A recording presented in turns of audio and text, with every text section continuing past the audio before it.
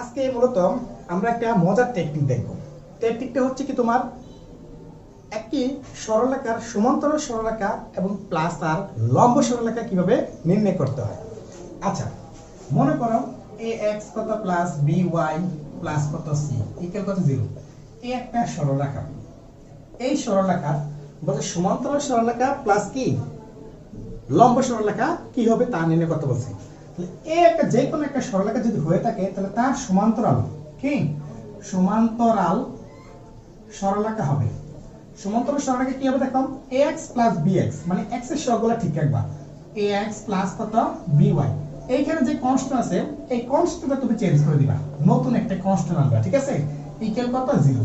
তাহলে তার কি সরলরেখা কি সমান্তরাল সরলরেখা বের হয়ে যাবে। সহজ না? আচ্ছা, যদি কি আমরা লম্ব সরলরেখা বের করি তাহলে কোন একটা সরলরেখার কি লম্ব সমীকরণ যদি বের করি তাহলে কি করবে একটু খেয়াল করো।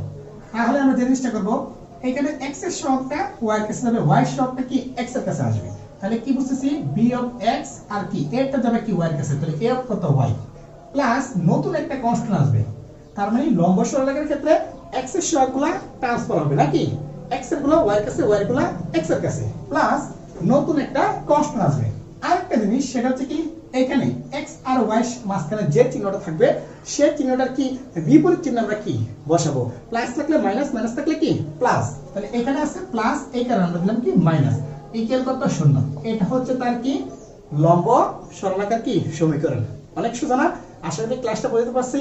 যদি ক্লাসটা বুঝে থাকো অবশ্যই লাইক কমেন্ট শেয়ার করতে ভুলবে না। আল্লাহ হাফেজ।